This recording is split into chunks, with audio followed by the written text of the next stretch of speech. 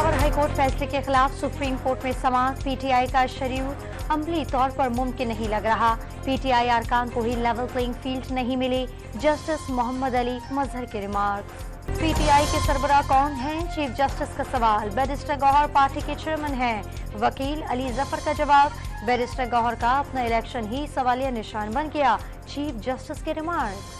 آپ کہتے ہیں اسٹیبلشمنٹ کا الیکشن کمیشن پر دباؤ ہے، اسے ثابت کریں، اسٹیبلشمنٹ کیوں الیکشن کمیشن پر دباؤ ڈالے گی؟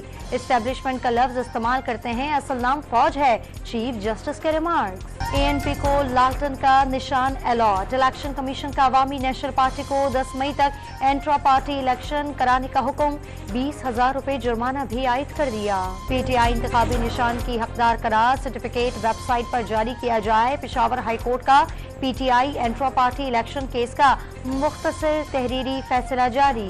عوام کا لاڈلا بننے کی خواہش ہے، لگتا ہے اپنی غلطی سے پی ٹی آئی کو دوسرے نشان سے الیکشن لڑنا پڑے، بلاول بھٹو کی میڈیا سے گفتگو۔ ملتان میں رانا محمود الحسن نون لیگ چھوڑ کر پیپلز پارٹی میں شامل، نون لیگ کو ٹولہ قرار دے دیا، بلاول بھٹو پر مکمل اعتماد کا اظہار۔ خواتین کی مخصوص نشستوں پر کاغذات نامزدگی کی جانچ پڑتال کا آخری روز، امیدواروں کو انتخابی نشانات آج جاری کیے جائیں گے۔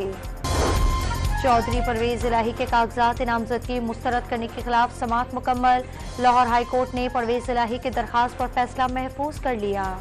جس طرح نواز شریف اقتدار میں آ رہے ہیں اس سے اختلاف ہے، پی ٹی آئی چوری اور مسلم لیگ نون ڈکیتی کر کے اقتدار میں آ رہی ہے، شاہد خاقان عباسی کی گفتگو۔ پیپلز پارٹی آج بھاولپور میں سیاسی قوت کا مظاہرہ کرے گی، ہاکی اسٹیڈیم بھاولپور میں جلسے کی تیاریاں مکمل، پنڈال میں کرسیاں لگا دی گئیں۔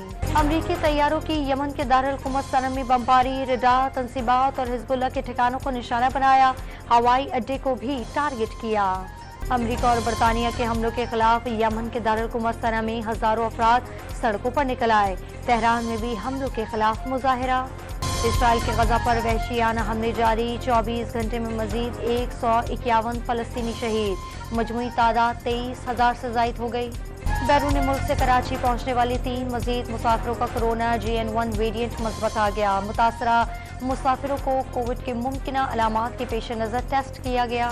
نارتھ کراچی میں خاتون کو ہراساں کرنے کا مقدمہ درج، مقدمہ سرکار کی مدعیت میں سر سید تھانے میں درج کیا گیا، متاثرہ خاتون نے پولیس سے تاحال رابطہ نہیں کیا۔ کشمور میں 9 ٹرک ڈرائیورز کی بازیابی کے لیے پولیس اور رینجرز کا بڑا آپریشن، 700 سے زائد اہلکار شریک، 1 مخفی بازیاب، 10 سے زائد مشتبہ افراد زیر حراست۔ ترخم سرحد پر افغان ڈرائیور کے لیے پاسپورٹ شرط پر عمل درآمد شروع، پاسپورٹ نہ رکھنے والے ڈرائیورز کو پاکستان میں داخل ہونے سے روک دیا گیا۔ پاکستان اور نیوزی لینڈ کے درمیان دوسرا T20 میچ کل کھیلا جائے گا، قومی کرکٹ ٹیم آکلینڈ سے ہیملٹن پہنچ گئی۔